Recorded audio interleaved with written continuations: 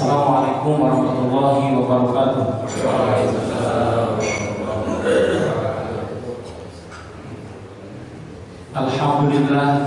Alhamdulillah nahmaduhu wa nasta'inuhu wa nastaghfiruh wa na'udzu billahi min shururi anfusina wa min sayyiati a'malina. May yahdihillahu fala mudilla lahu wa may yudlil fala hadiya lahu. Asyhadu an la ilaha illallah wahdahu la syarika lah wa asyhadu anna Muhammadan abduhu wa rasuluhu la nabiyya ba'dah. Allahumma shalli wa sallim wa barik ala nabiyyil karim sayyidina Muhammadin wa ala alihi wa ashabihi ajmain, amma ba'du. Qala Allah ta'ala fil Qur'anil 'azim wa huwa asdaqul qailin. A'udzu billahi minasyaitonir rajim. Ya ayyuhalladzina amanu taqullaha wa qulu qawlan sadida yuslih lakum a'malakum wa yaghfir lakum dzunubakum wa may yuti'illaha wa rasulahu faqad faza fawzan 'azima. Wa qala Allah ta'ala Ya ayyuhalladzina amanu taqullaha wa tanzur nafsum ma qaddamat lighad wa taqullaha innallaha khabirun bima ta'malun.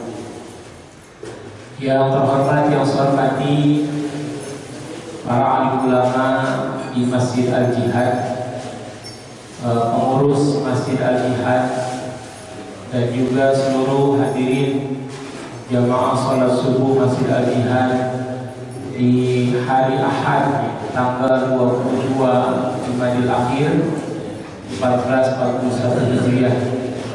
Barakallahu fikum fid dunya wal akhirah. Alhamdulillahirabbil alamin, bersyukur kepada Allah Subhanahu wa taala atas segala karunia yang Allah anugerahkan kepada setiap kita. Dan hari yang pagi yang penuh kebaikan, penuh barakah ini, dalam doa Rasulullah SAW, Allahumma barik li ummati fi bukuriha, insyaallah kita akan meraih keberkahan hal tersebut. Alhamdulillah, serta salawat salam kepada baginda Rasul Muhammad SAW, kepada keluarga, sahabat, tabi'in, tabi'ut tabi'in, serta kita semuanya. Hadirin rahimakumullah, insyaallah kita melanjutkan Subul Iman, dan insyaallah kita akan membaca Subul Iman yang berikutnya. Kemarin kita sudah membaca Subul Iman yang kelima, yaitu Wasubatul Khamisatu al-iman bi fana'il alam, yaitu meyakini cabang iman yang kelima adalah meyakini bahwa alam ini akan hancur ataupun akan terjadi hari kiamat.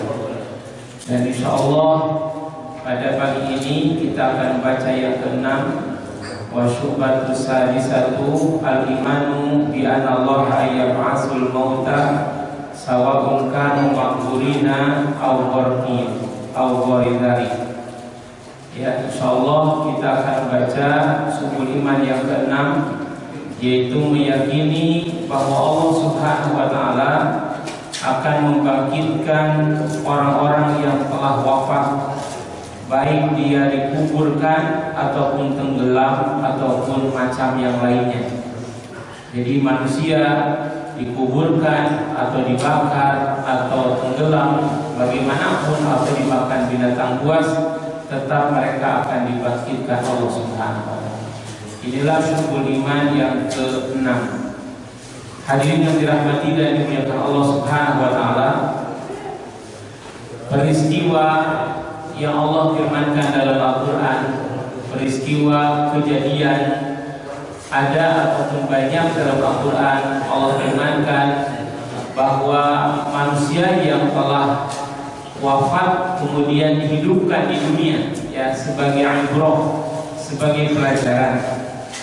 Di antaranya jawabullah, kalau kita lihat di surah Al-Baqarah ayat 259, yaitu kisah seorang laki-laki yang ditidurkan selama 100 tahun ya, atau dibahasakan juga diwafatkan selama 100 tahun.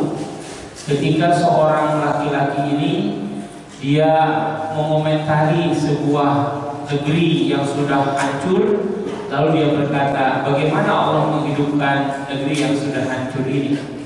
Maka kemudian Allah tidurkan orang itu selama 100 tahun, dan begitu dibangunkan ditanya, kam labista, berapa lama kamu terdiam, tertidur atau wafat di tempat ini?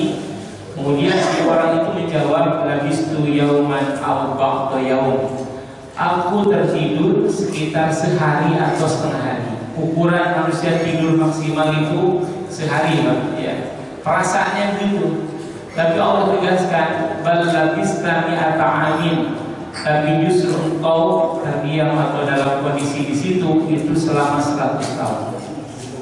Allah berfirman selanjutnya, wanzur ila ta'amika wa syarabika lam yatasannah, lihatlah makanan minumanmu lam yatasannah, yang tidak berubah. Subhanallah, makanan apa itu yang tidak bisa berubah 100 tahun ini? Bukan karena makanan yang hebat tambah, tapi karena kuasa Allah Subhanahu wa ta'ala. Tapi kemudian Allah membandingkan dengan wanzur ila himarika, dan lihatlah keledaimu. Keledainya itu yang sudah, keledai itu kan bisa hidup ya, dia bisa makan gitu, tapi sudah begitu tulang belulang. Maka Allah tunjukkan bagaimana keledai tulang belulang yang sudah berserakan tidak karuan itu tersusun kembali, kemudian dibalut dengan daging, maka kemudian hiduplah kembali keledai tadi.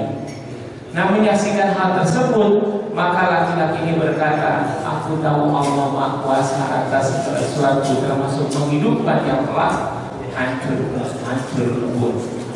Itu jawab Allah. Kemudian kita lihat dalam surah Al-Baqarah pula ayat 243. Di situ Allah menggambarkan ribuan manusia keluar dari suatu kampungnya, satu wilayahnya. Dia, kenapa mereka keluar? Karena takut mati. Kemudian Allah matikan mereka semua, dan kemudian Allah hidupkan kembali. Ini adalah menunjukkan bahwa Allah Maha Kuasa untuk menghidupkan segala sesuatu walaupun itu sudah mati. Kemudian Allah ada di dalam surah Al-Imran ayat 49. Ini tentang mukjizat Nabi Isa alaihissalam menghidupkan orang yang sudah wafat. Ini adalah juga sebagai ibrah pelajaran. Allah Maha Kuasa menghidupkan segala sesuatu yang sudah tidak ada, yang sudah binasa. Kemudian dalam surah Al-Kahfi, ya, surah Al-Kahfi, insyaallah di jamaah lah mampu banget ya. Dalam surah Al-Kahfi surah 18 ayat 21 Allah berfirman, wa kadzalika asarna 'alaihim liya'lamu anna wa'dallahi haqqun wa anna sa'ata la raiba fiha. Demikianlah kami pertemukan. Yang dipertemukan di sini adalah dari ayat 9 itu dalam surah Al-Kahfi, kisah tentang Ashabul Kahfi. Demikianlah kami pertemukan Ashabul Kahfi dengan orang-orang yang hidup pada zaman itu, pada zaman raja setelah Ashabul Kahfi itu, supaya mereka mengetahui bahwa janji Allah itu adalah benar, hakun. Wa anna sa'ata la raiba fiha, dan sesungguhnya hari kiamat itu adalah tidak ada keraguan padanya. Jadi kejadian Ashabul Kahfi yang dalam ayat 20 Allah tegaskan adalah salah sami'ati sinina wazdadu tisna. Mereka ditidurkan Allah selama 300 ditambah 9 tahun ya.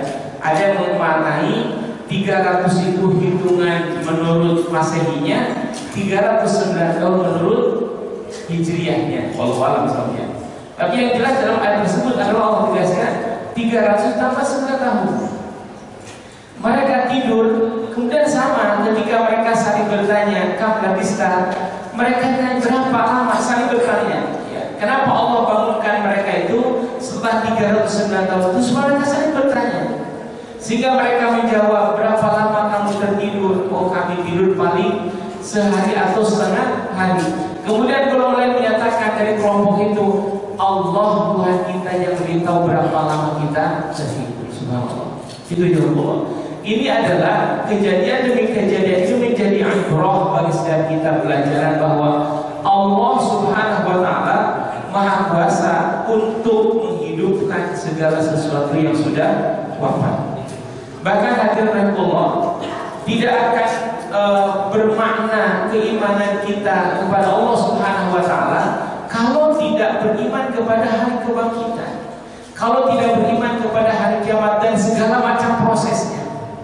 Maka Allah Subhanahu wa taala dalam Al-Qur'an, Rasulullah dalam hadisnya ada selalu mempadankan kalimat man kana yu'minu billahi wal yawmil akhir. Yu'minu billahi wal yawmil akhir. Beriman kepada dan hari akhir. Karena apapun yang kita usahakan saat ini, yang sudah lalu, yang sedang, yang akan datang, itu semua balasannya bukan hari ini, tapi di akhirat kelak. Walaupun ada balasan amal kita di dunia, tapi keumuman semua amal ibadah kita balasannya di akhirat. Bahkan di dalam Al-Quranul Karim, ketika manusia di alam kubur itu bukan balasan. Ya, dalam surah Al-Imran ayat 185 itu, a'udzubillahi minasyaitonir rajim. Kullu nafsin za'iqatul maut wa innama tuwaffawna ujurakum yaumal qiyamah. Faman zuziya 'anil nari wa udkhilal jannata faqad faz.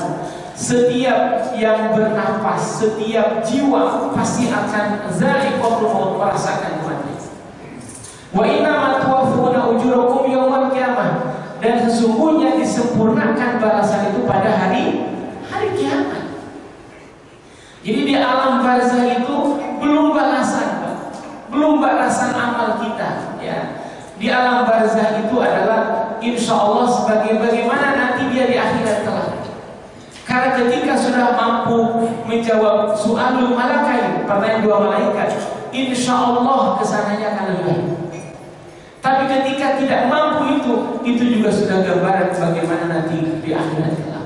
Karena balasan amal kita adalah bukan di alam barzah, tapi yaumal qiyamah, yaitu pada saat nanti yaumul ba'ats. Kemudian jazakumullah, peristiwa di zaman Nabi Musa alaihissalam, ya, di dalam surah Al-Baqarah ayat 72-73 Allah berfirman, wa idh qataltum nafsan fadara'tum fiha wallahu mukhrijum ma kuntum taktumun. Dan ketika kamu membunuh seorang jiwa, lalu kamu berbantah-bantahan, ya, fadara'tum fiha, tentang pembunuhan itu, dan Allah mengeluarkan, Allah membuktikan apa yang kamu sembunyikan. Ini kisah di zaman Nabi Musa alaihissalam. Ada orang, beberapa keponakan, ya. Jadi ada orang kaya, misalnya begitu dalam tafsir itu, ada orang kaya yang dia tidak punya anak. Dia tidak punya anak, maka keponakan itu berarti anak dari adik kakak dia, ya, sangat menginginkan warisan ini. Kemudian mereka membunuh omnya ini, ya, lalu ditempatkan di tempat orang lain hasil dibunuhnya itu, ya.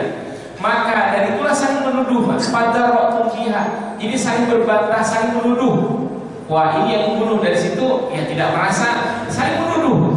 Maka itu hampir menjadi berantem, menjadi peperangan, ya. Maka kemudian Allah berfirman, faqul nadribuhu bi ba'diha kadzalika yuhyillahul mauta wa yuriikum ayatihi la'allakum taqilun. Ya, Allah tegaskan, maka pukulkanlah kepadanya mayat tersebut bagian dari sapi yang dipotong itu. Kan Allah SWT berfirman di ayat sebelumnya kepada Nabi Musa alaihissalam supaya Bani Israil ini menyembelih seekor sapi.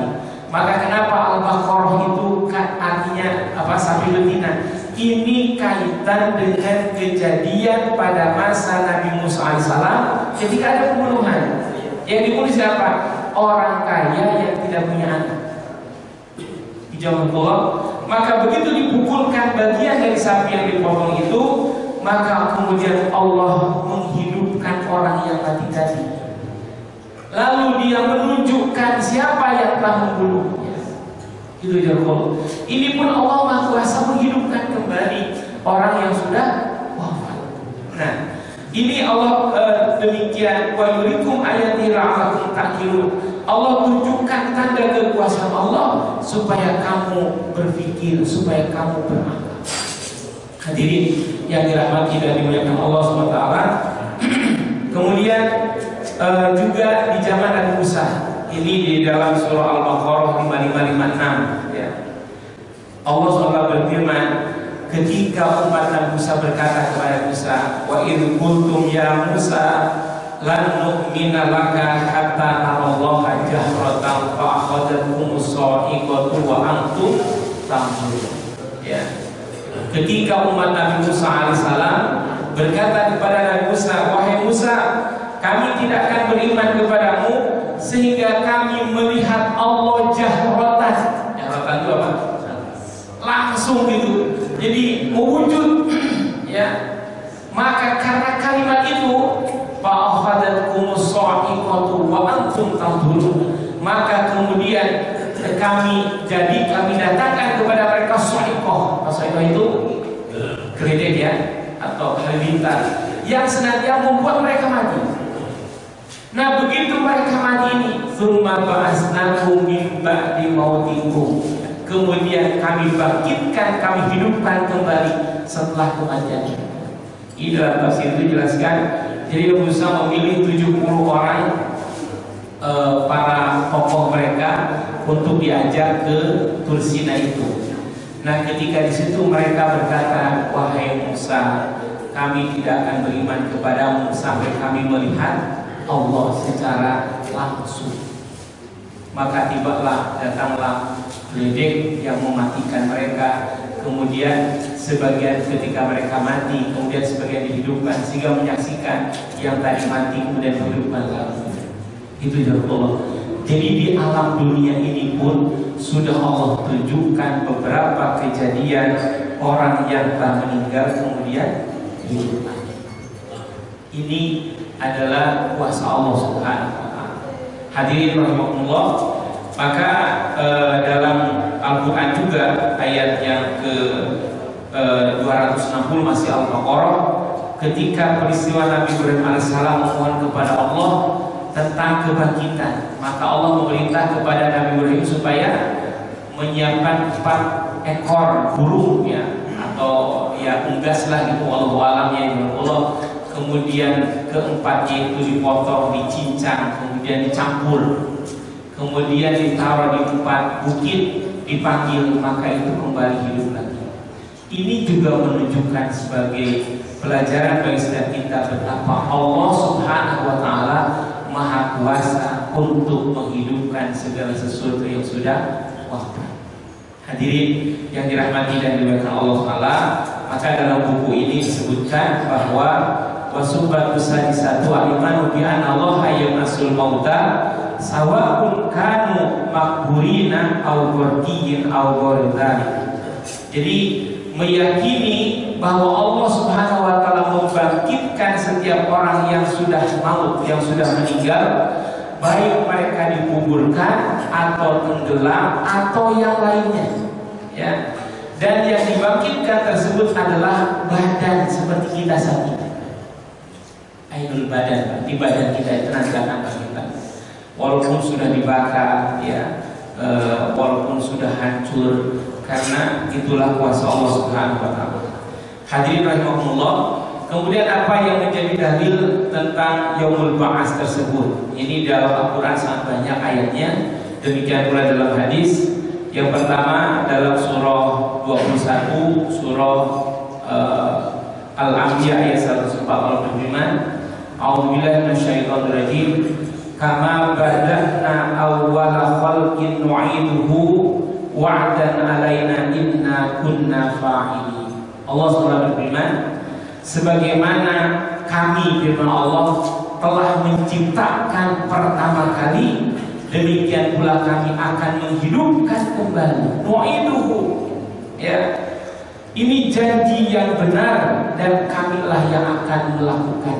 Firman Allah SWT. Jadi jangan tolong, Allah yang telah menciptakan kita pertama kali, demikian pula Allah Maha Kuasa untuk menghidupkan kita. Maka kita duduk di Masjid Al-Jihad ini adalah semata-mata karena iman kita kepada Allah SWT, karena iman kita kepada Yaumul Ba'ats, adanya hari kebangkitan. Dan di dunia dunia saat ini kalau kita lihat di dunia saat ini banyak hal ketidakadilan yang terjadi, tapi kita tidak bisa berbuat apa. Saat ini kita lihat, kita rasakan, bahkan mungkin kita rasakan betapa ketidakadilan itu terus-menerus terjadi dan kita tidak bisa berdaya atas ketidakadilan. Bahkan ada orang yang senantiasa dengan berkata supaya bergeser dari kitab suci kepada konstitusi. Itu kan ketidakadilan. Itu adalah paman adlamu mimman iftara Allahi al-kadziba. Siapa lagi orang yang lebih zalim dari orang yang berkata tentang Allah dengan dusta. Aturan Allah Subhanahu wa taala, Al-Qur'an, As-Sunnah itu harus menjadi landasan hidup dan kehidupan kita. Bukan hanya di masjid, tapi harus menjadi jiwa ruh dari masjid dan dimanapun kita berada. Tapi ada orang yang menjadi pejabat negara, dia menyatakan bahwa umat harus bergeser dari kitab suci kepada konstitusi, seolah dia menganjurkan bahwa kitab suci di bawah konstitusi. Astagfirullah. Apakah mereka di dunia dengan berkata demikian kemudian dihukum? Tidak. Ya. Karena di dalam Al-Quran Allah tegaskan, ketika dalam surah Al-Mujadilah itu Allah tegaskan, ketika mereka berkata sesuatu kepada Rasulullah, mereka Yahudi berkata, kenapa Tuhan kamu Nabi Muhammad itu Allah tidak menghukum kami dengan perkataan kami? Kalau memang dia benar seorang Rasul, maka Allah jawab dengan kalimat hasbuhum jahannam, cukuplah bagi mereka jahannam. Kapan? Di akhirat. Itu jawabannya. Jadi ketidakadilan yang terjadi di dunia ini, kadang justru kita tidak bisa berbuat apapun. Kita tidak bisa menghentikan tersebut atas kezalimannya, atas ketidakadilan. Maka ada pengadilan yang maha kuasa, yaitu di akhirat kelak pada hari kiamat dan yaumul baas. Hadirin rahimahullah. Jadi dalam ayat ini Allah tegaskan, kama bada'na awwal khalqin nu'iduhu wa'dan 'alaina inna kunna fa'ilin. Sebagaimana Allah yang telah menciptakan pertama kali, demikian pula Allah akan membangkitkan kembali, akan mengembalikan kembali. Itulah janji yang benar, dan Allah lah yang akan melaksanakan hal tersebut. Hadirin rahimahullah. Kemudian dalam surah Az-Zumar, surah yang ke-39 ayat 68, Allah berfirman, wa nufiha bis-suri fasa'iqa man fis samawati wa man fil ard illa man sya'allah. Summa nufiha fihi ukhra fa idzahum qiyamun yanzurun. Kemudian ditiuplah sangkakala itu fasa'iqa man fis samawati wal ard, maka matilah semua makhluk yang ada di langit dan di bumi. Jadi tiupan sangkakala pertama ini akan mewafatkan semua yang ada di langit dan di bumi, illa masya Allah, kecuali yang Allah kehendaki tidak wafat. Jadi dengan tiupan sangkakala itu, semua makhluk Allah di bumi dan langit akan wafat, kecuali yang Allah kehendaki tidak wafat. Tsumma nufiha fihi ukhra fa idzahum qiyamun yanzurun. Kemudian ditiupkan lagi tiupan yang berikutnya, maka pada saat itu qiyamun, semua makhluk Allah bangkit, hidup kembali, yang turun untuk menunggu keputusan. Hadirin rahimahullah. Maka wahyu yang Allah perintahkan kepada Nabi Musa alaihissalam, yang pertama dalam surah Toha, insyaallah jamaah sedang menghuninya. Kita lihat insyaallah sudah satu ulang-ulang oleh jamaah di surah Toha ayat yang ke-9, ayat yang ke-13 Allah berfirman, wa ana tarkuka fastami lima yuha, dan aku telah memilih engkau Musa, maka dengarkanlah apa yang diwahyukan kepadamu.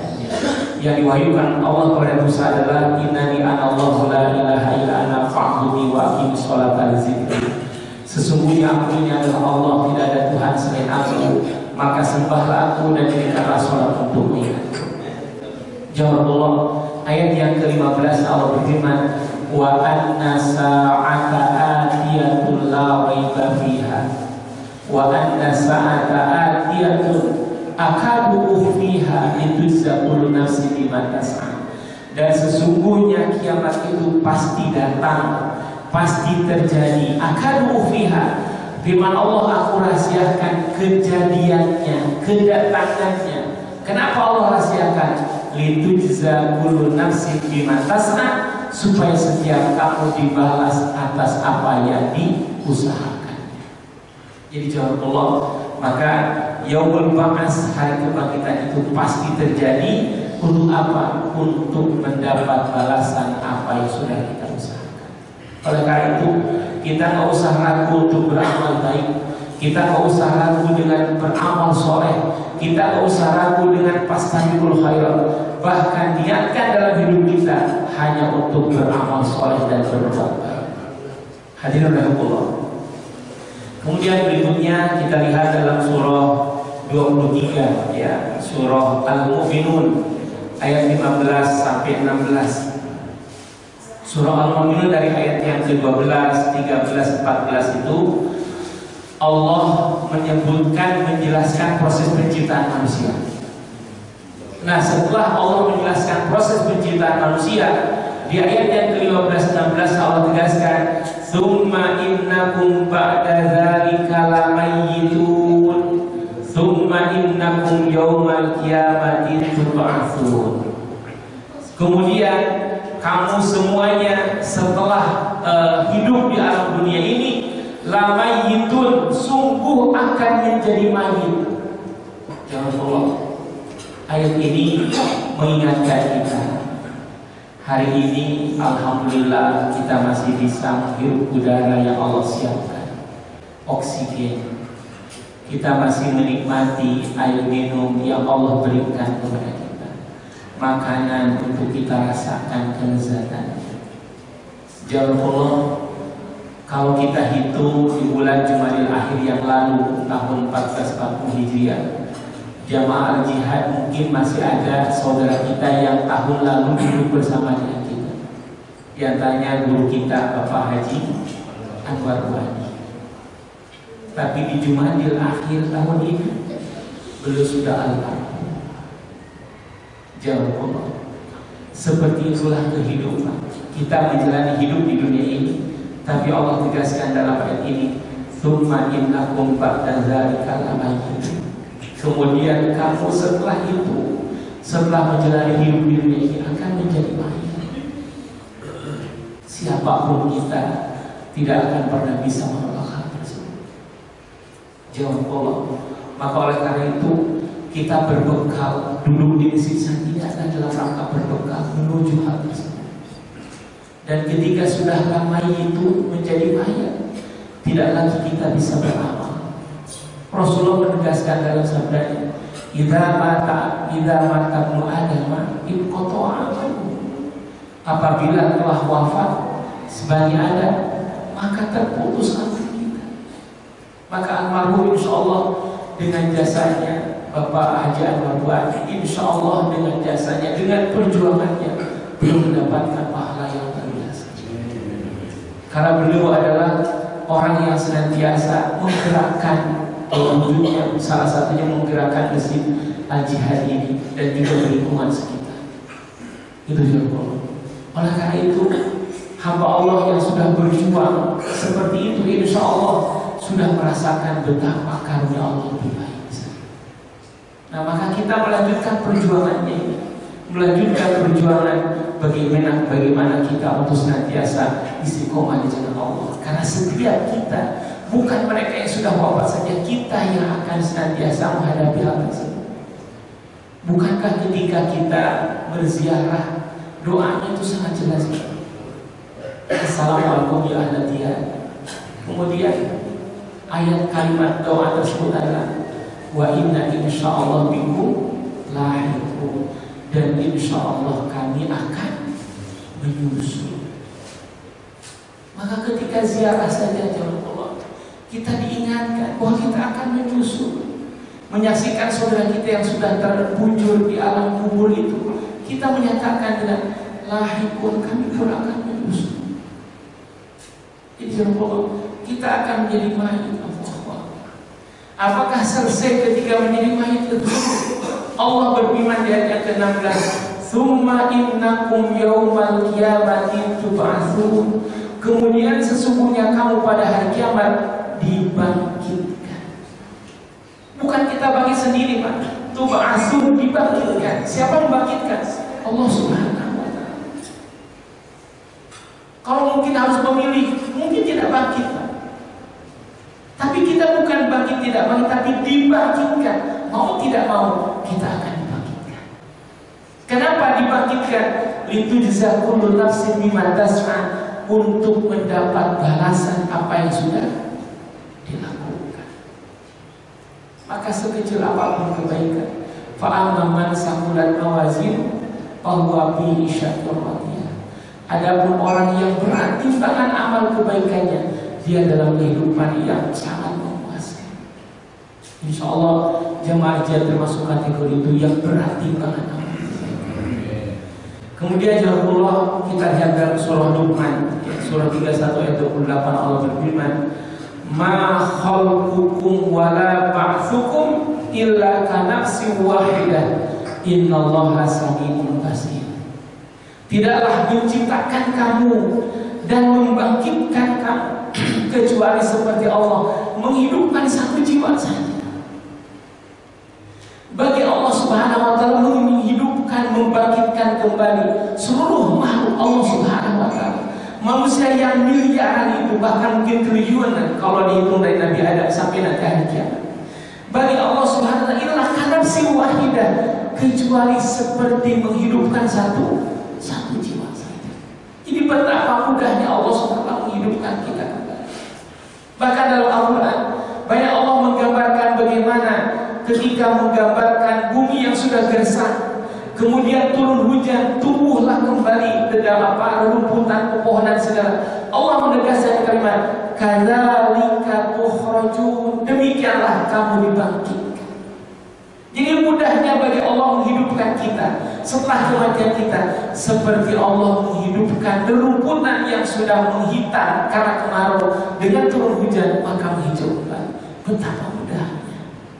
Maka Allah berfirman di ayat ini, surah Luqman 28, "Ma khalqukum wala ba'tsukum illa kanafsin wahidah." Tidaklah menciptakan kamu dan membangkitkan kamu kecuali seperti membangkitkan menghidupkan satu jiwa saja. Innallaha sami'un basir. Sesungguhnya Allah Maha mendengar. Basir, Allah Maha melihat. Allah Maha mendengar apa yang kita ucapkan, apa yang kita munajatkan. Allah Maha melihat apa yang kita lakukan. Maka jawabullah, walaupun tanpa ada manusia yang melihat kita, kita yakin Allah yang menatap kita. Kita yakin Allah yang menyaksikan kita. Maka dengan keyakinan hal tersebut, insya Allah dimanapun kita akan senantiasa selalu bertakwa kepada Allah SWT. Kemudian dalam surah At-Taghabun, surah 64 ayat yang ke-7, Allah berfirman, "Za'amal ladzina kafaru an la yab'atsu, qul bala wa rabbi la tub'atsunna tsumma la tunabbi'unna bima amiltum wa dzalika 'ala Allahi yasir." Allah berfirman, orang-orang kafir mengatakan kami tidak akan dibangkitkan. Sekali-kali kami tidak akan dibangkitkan.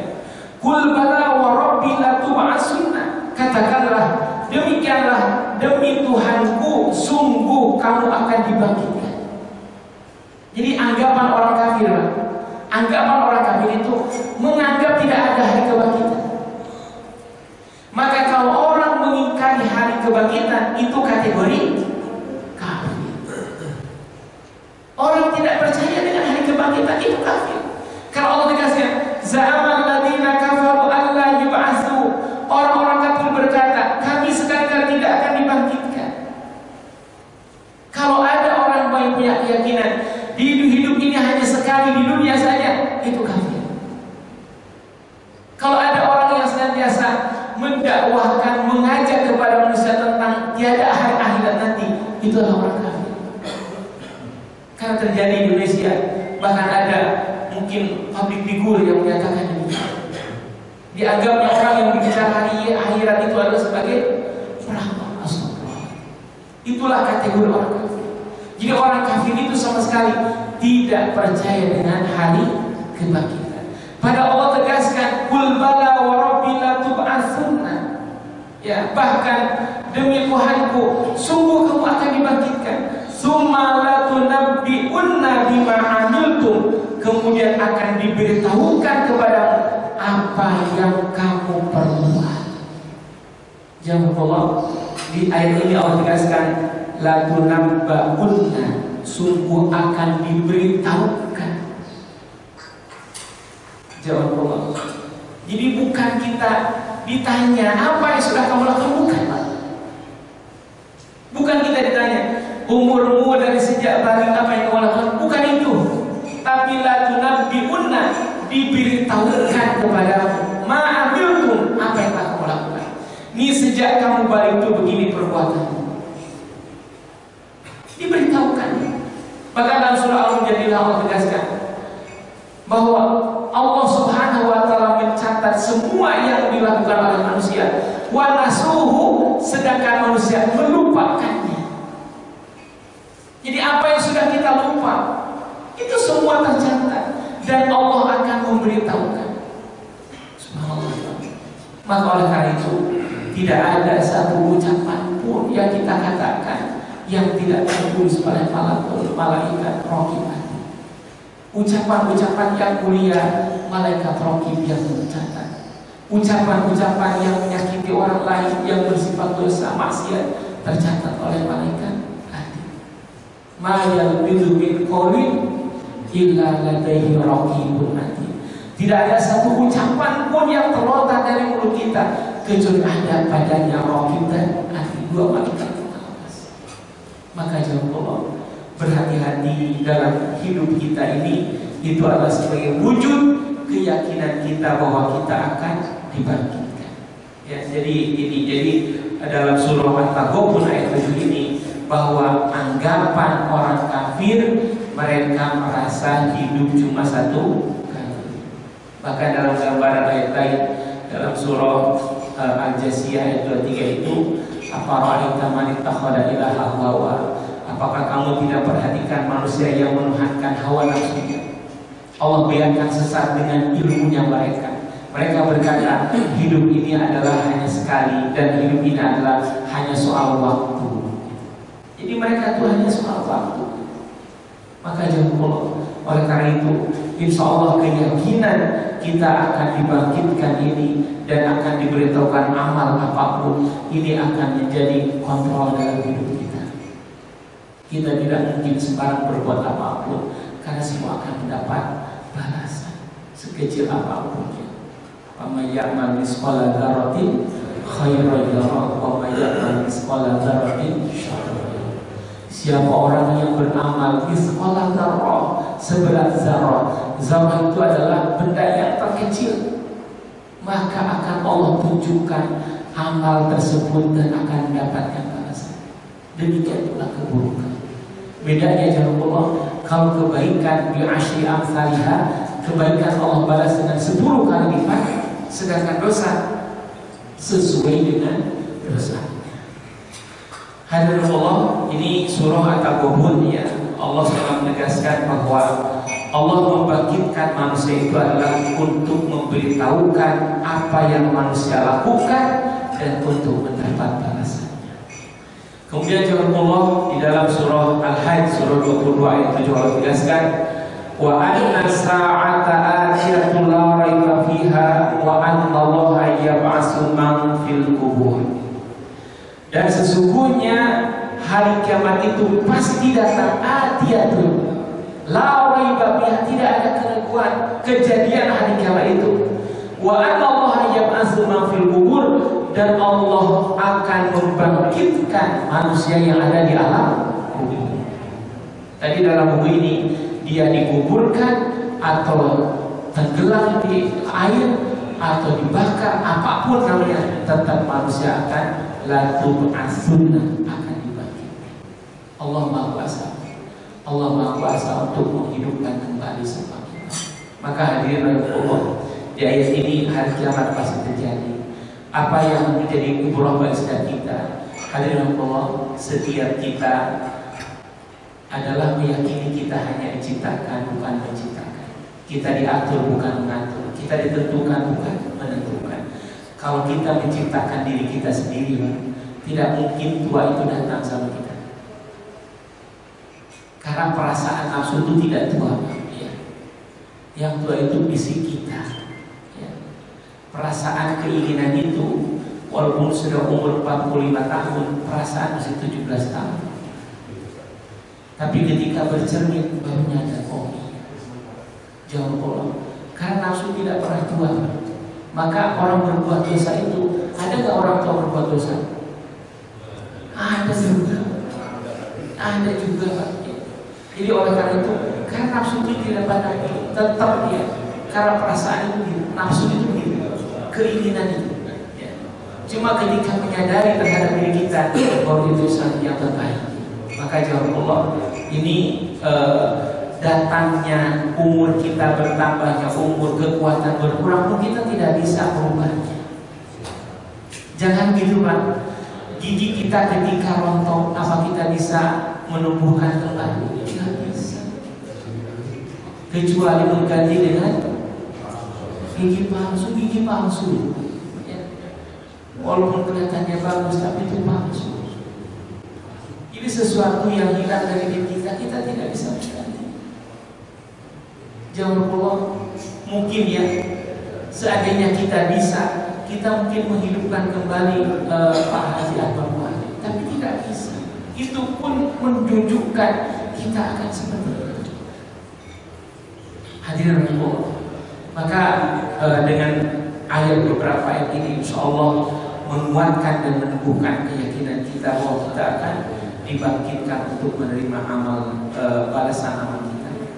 Di dalam surah Yasin, ya, ayat 77, 79, insya Allah ayat ini sudah sangat dimahami oleh jemaah. Allah berfirman, awalam yaral insanu anna khalaqnahu min nutfatin fa idza huwa khasimun mubin.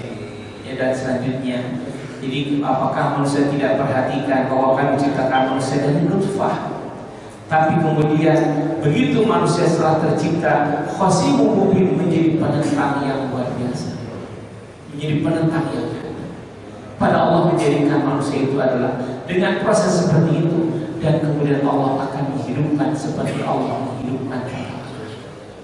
Hadirin Allah, oleh karena itu dalam hadis Rasulullah nomor hadis dari Imam Muslim nomor 5255, Rasulullah bersabda, inna fil insani 'azman la ta'kuluhul ardu abada bihi yurakabu yaumal qiyamati. Qalu ayu admin huwa ya Rasulullah? Qala, Rasulullah bersabda, azbudzana. Rasulullah bersabda, sesungguhnya pada setiap insan, pada setiap manusia ada azman, satu tulang, ya. La ta'kuluhul ardu abada, bumi tidak akan pernah bisa membusukkannya. Bumi tidak akan pernah bisa menghancurkannya. La ta'kulul ardu abada. Fihi yurakabu yaumal qiyamah, maka dengan tulang, satu tulang itu, maka manusia akan tersusun pada hari kiamat. Yurakabu yaumal qiyamah. Qalu ayu admi huwa ya Rasulullah? Para sahabat bertanya, ya Rasulullah, tulang apakah itu?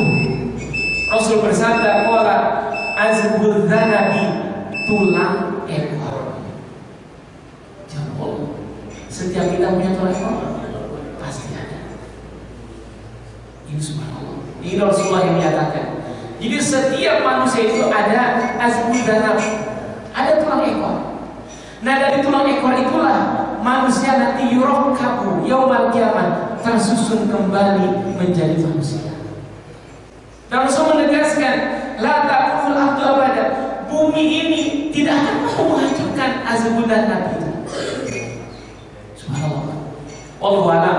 Pernah saya baca bahwa di Birmingham Inggris, ya, ada orang besar di sana yang pernah membakar azbudzanab, membakar tulang ekor manusia, tapi itu tidak hancur, tidak terbakar. Dipanaskan berapapun tidak terbakar. Ini kuasa Allah Subhanahu wa ta'ala. Maka orang yang sudah wafat kemudian hancur, itu azbul zanabnya tidak hancur. Dan dari situlah yurakabu yaumal kiamah, tersusun kembali maksudnya. Subhanallah. Inilah kuasa Allah Subhanahu wa taala. Wallahu a'lam ya. Kalau jasadnya para nabi itu memang tidak hancur. Ya, bahkan banyak kejadian, ya jangankan di Jazirah Arab sana, di Indonesia banyak kejadian orang yang sudah dimakamkan 26 tahun, kayak kejadian yang membuat tol Sukabumi itu makam beberapa jenazah itu tidak hancur, tetap utuh, bahkan kain kapan pun belum laku, padahal sudah dimakamkan 26 tahun. Ya, kalau Bapak ke Madinah kemudian ke Bukit Uhud, di situ ada syuhada Uhud 70 orang ya. Di situ kan ada khusus ya kayak begini di tembok saja, tapi tidak ada tembok-tembok setiap makam, tidak ada. Cuma di benteng saja begini supaya manusia tidak bisa masuk. Karena jangan beberapa tahun lalu itu pemerintah Arab Saudi ini memindahkan makam dari Bukit Uhud itu ke Baki. Maksudnya dipindah di seluruh. Qadarullah Ta'ala, jawab Allah, tiba-tiba hujan besar ya, sehingga hujan itu menggerus beberapa makam. Dan subhanallah, itu jenazah syuhada Uhud itu masih tetap utuh, bahkan darah mereka masih tetap kelihatan segar, sehingga kemudian oleh pemerintah diurut kembali dan dibenteng, tidak jadi dipindah. Subhanallah, itu syuhada Uhud. Apalagi jasadnya para nabi, karena Rasul menegaskan jasad para nabi itu tidak dimakan oleh nabi. Nah, kalau manusia biasa, ya manusia biasa itu akan hancur kecuali azbul zanab, yaitu tulang ekor itu tidak hancur. Dan dari situlah manusia akan yurakabu yaumal kiamah, manusia akan tersusun kembali hidup pada hari dibangkitkan. Maka jemaah Allah, inilah kuasa Allah Ta'ala dan sudah terbukti di dunia ini ada yang meneliti hal tersebut dan benar tidak bisa terhancur. Hadirin Allah, kemudian Rasulullah menegaskan dalam sabda selanjutnya dalam kitab Bukhari 3349, Imam Muslim 2860, ketika manusia dibangkitkan itu dalam keadaan kufatan, muratan, gurlan. Jadi manusia ketika dibangkitkan itu adalah dalam keadaan kufatan, tidak beralas kaki. Jadi walaupun saat ini punya sepatu mahal, ya, kayak seret ya, sepatunya berapa? 70 juta. Sayang banget kayak sepatunya. Bahkan di atas 100 juta. Nanti pada hari kiamat dibangkitkan dalam keadaan kufah, tidak beralas kaki. Muratan, dalam kondisi tidak berpakaian, telanjang, bahkan gurlan, dalam kondisi belum dihitan. Jadi semua kita nanti dalam kondisi itu tidak beralas kaki, tidak berbusana, dan belum dihitan. Sehingga Siti Aisyah radhiyallahu anha bertanya kepada Rasulullah, Rasulullah, kalau begitu akan malu. Maka kata Rasulullah, saat itu manusia jangankan berpikir orang lain, dia sibuk memikirkan bagaimana mempertanggungjawabkan amal, hanya memikirkan dirinya. Jangankan memikirkan orang lain, Pak, ibu, bapak, anak, istrinya pun mereka juga tahu. Fa idza ja'at as-sakhah yauma yafirul mar'u min akhihi wa ummihi wa abihi wa sahibatihi wa likulli imri'in yawma idhin sya'nun yughni. Allah SWT menegaskan, apabila terjadi hari kiamat itu, manusia lari dari saudara, ya perlu waktu min akhi wa ummihi wa abihi, lari dari ibu dan bapak, wa sahibatihi wa bani, lari dari istri dan anaknya. Kenapa bikin demikian? Karena saat itu manusia adalah sibuk dengan kesibukan masing-masing. Setiap orang sibuk. Sibuknya apa? ketika orang itu adalah dalam kondisi memikirkan bagaimana mempertanggungjawabkan amal. Gambaran Nabi jawab Allah. Kita banyak mendengar ketika orang yang sudah dinyatakan tersangka oleh KPK itu mendadak sakit, Pak. Betul, Pak? Di sini kan tidak ada, Pak, ya. Kenapa mendadak sakit? Karena akan ditanya. Yang nanya siapa? Manusia. Yang ditanya apa? Perbuatan yang kaitan merugikan orang lain. Nanti di akhirat yang nanya siapa? Allah Subhanahu wa Ta'ala. Zat yang telah menciptakan, yang semuanya Allah tahu. Nabi hukum bima kuntum tahu, diberitahukan. Kan bagaimana? Maka setiap orang satu yukti pada saat itu adalah manusia sibuk dengan apapun yang dia pikirkan tentang dirinya. Maka Allah, inilah saatnya nanti akan terjadi hadiah bagi hamba-hamba Allah yang mulia seperti jamaah jihad ini, hamba-hamba Allah yang mulia dimanapun, dan kemudian kita karena ketakwaan kita kepada Allah SWT tidak usah khawatir, karena jaminan Allah Subhanahu wa Ta'ala pada hari kiamat nanti hamba Allah yang mutakin, yang istiqomah kepada Allah, Allah tahobu wa la tazamu, tidak akan ada rasa takut, tidak akan ada rasa bersedih hati. Kenapa? Karena wa absyiru bil jannah, karena bergembiralah dengan surga allati kuntum tu'adun. Hadirin rahimahullah, maka mudah-mudahan dengan syukur iman yang ke-6 ini kita akan semakin mengokohkan iman yakin kita kepada Allah, yakin kita kepada hari kebangkitan, dan di hari kebangkitan tak setiap kita akan mendapatkan apapun yang sudah kita usahakan. Maka oleh karena itu berbuatlah di dunia ini dengan yang terbaik dan sebaik-baiknya. Yang terpenting diri kita berbuat baik, keluarga kita arahkan menuju kebaikan, dan karib kerabat tetangga kita arahkan menuju kepada kebaikan. Karena hamba Allah yang mukmin adalah mencintai saudaranya supaya saudaranya sama-sama dalam kebaikan. Demikian jawab Allah. Silakan jika ada yang menambahkan, waalaikumsalam. Silakan guru-guru kita menambahkan. Bapak Ustaz Yahudi Bapak Haji Yoyo, silakan. Atau jemaah silakan. Ustaz. Assalamualaikum warahmatullahi wabarakatuh. Waalaikumsalam. Di dalam Al-Quran surat Luqman ayat berapa saya lupa ya, tapi bunyinya itu begini: wala tadri nafsun bi ayyi ardin tamut. Ya, tidak ada satu jiwa pun yang tahu bahwa di bumi mana dia akan mati. Ini kalau saya pernah membaca beberapa tafsir ya.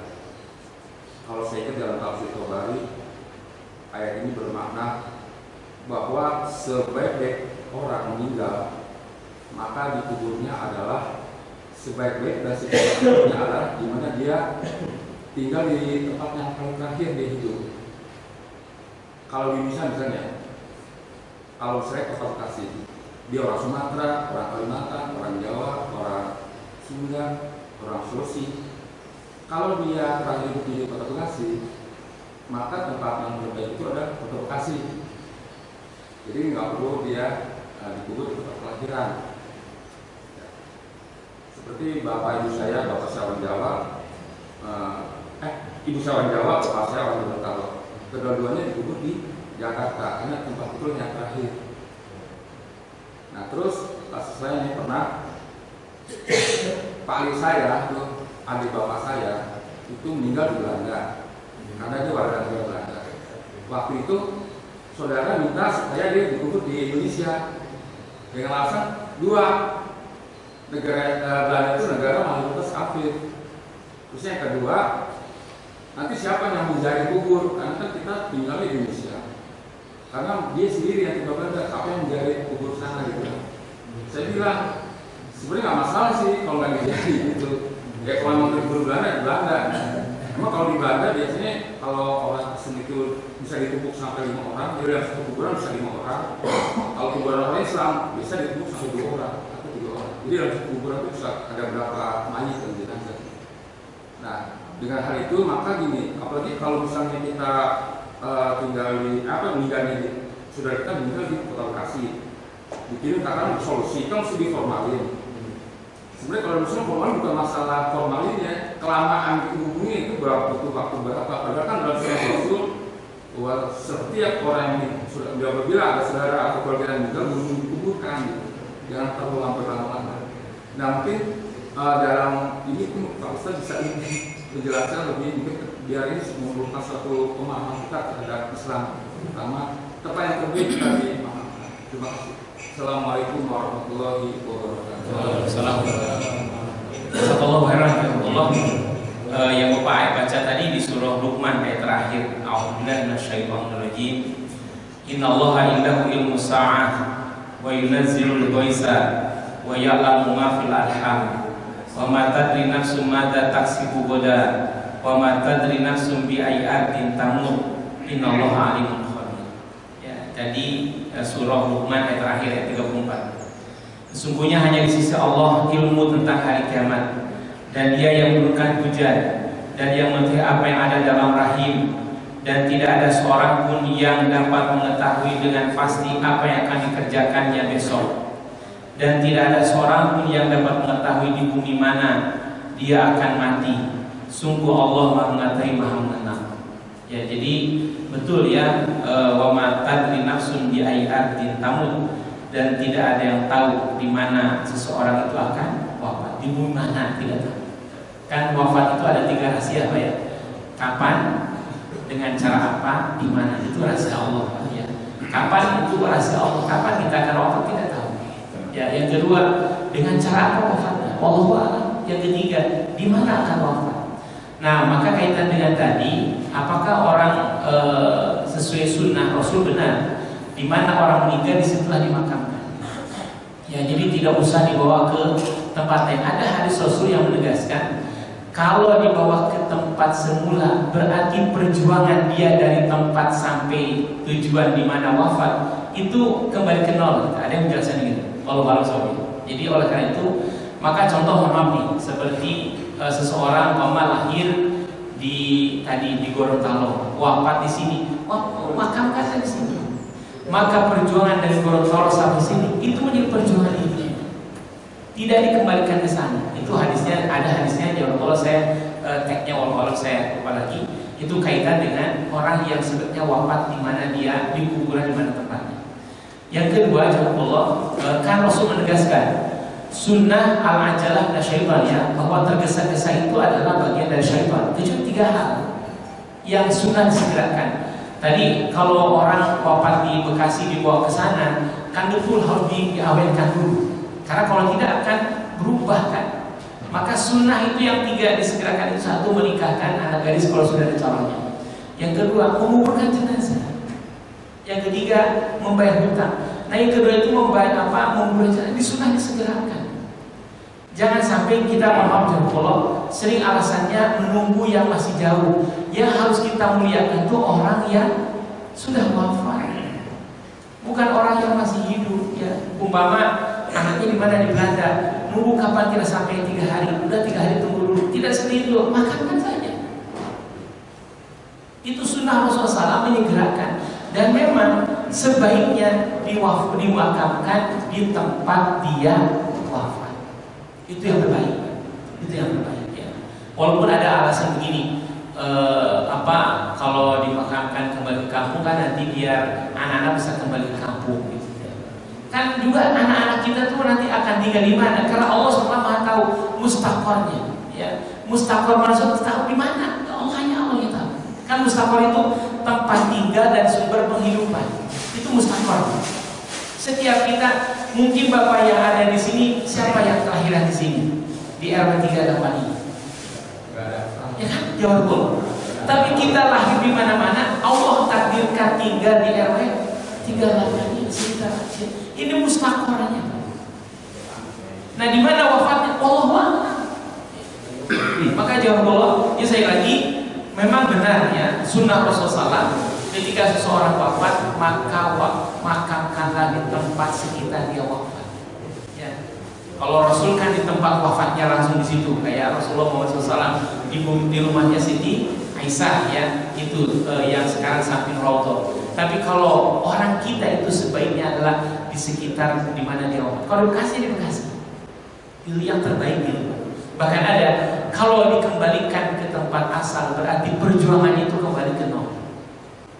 Tapi kalau dia diwafat dikuburkan di makamnya di tempat dia wafat, berarti perjuangannya akan utuh sesuai dengan perjuangannya. Bayangin Pak, kalau umpama dari mana itu dia dari Jawa Timur, dia berjuang sampai di Bekasi, maka seluruh perjuangannya punya nilai.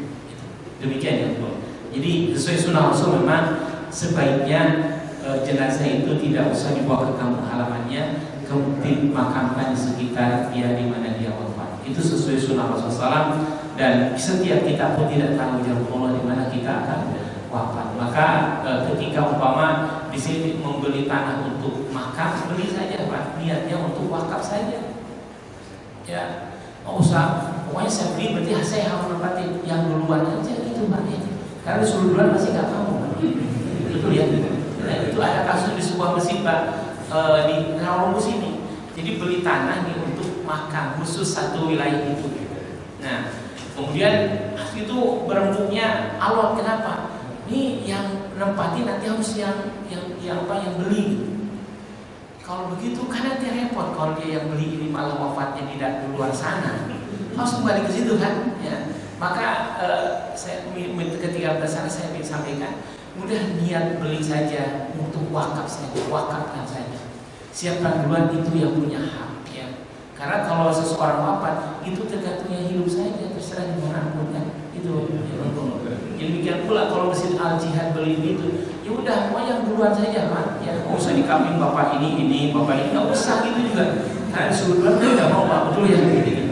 Walaupun paling besar wakafnya nggak mau duluan Pak. Jadi oleh karena itu maka niat wakaf saja. Itu demikian Allah. Demikian jawab Allah untuk hari ini. Mudah-mudahan ada hikmah dan manfaatnya. Dan Allah Taala. Bila saya pribadi mohon maaf kepada seluruh jamaah dan mohon maaf kepada Allah SWT. Kita akhiri dengan doa kafaratul majelis. Subhanallah wa bihamdika. Alhamdulillah. Hadani Allah.